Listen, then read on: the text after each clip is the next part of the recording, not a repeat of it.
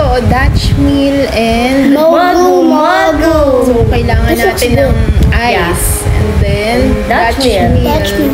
Mixed berries yung flavor niyan. Oh, and then, ano pa? Kailangan natin Mogu na grape. May sa Mogu na box ba? Yeah. Ayan. Sige, try natin. Okay! So, maghahanap tayo ngayon ng Dutch Mill at Mogu. Tara! And go. Ayun, meron tayong Dutch Mill and Mogu. Natin ng ice. Ayan, nag-wash na ako ng hands.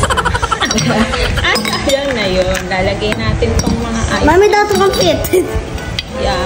Fit yan. Ayan. Ipilit natin. Paglaban natin yung ice na yan. Ay, nakababas. Kailangan natin ay Dutch Mill. Okay, lalagay na ni James yung Dutch Mill. Go, James, careful. Oh, careful. Okay, yan. Yummy. Masarap yan ah.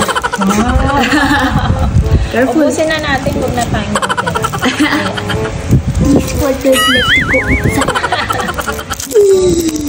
One more na. Next natin ay Mogu Mogu. Mogu flavor. Grape.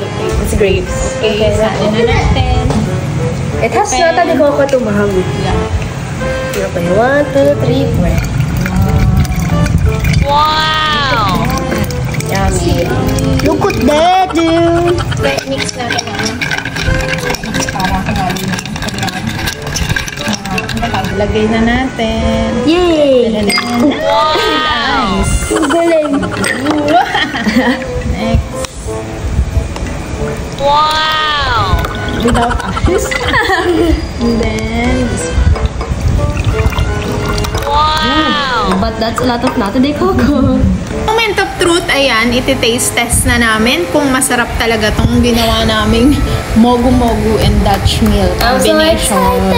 And syempre, meron kaming pambarada, Chips Ahoy, para mas masarap ang kainan namin. Okay, then sabay-sabay na namin titikman. Oh, cheers! Cheers! Ang now.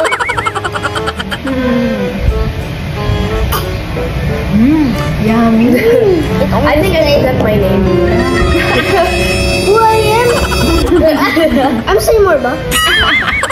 Yummy! So guys, try nyo to. Talagang masarap siya. And yung Dutch Mill, matitaste nyo pa rin. Tsaka yung Mogu. I don't taste the Mogu. I only taste Dutch Mill. Okay, so try nyo din guys. Guys, bali yung nagastos namin dito is yung magkano yung Mogu. Well, the Mogu is 48 pesos and the Dutch Mill is 24 pesos. Mura lang. So try nyo na. At sabihin nyo nga sa amin kung nasarapan din kayo. Cheers!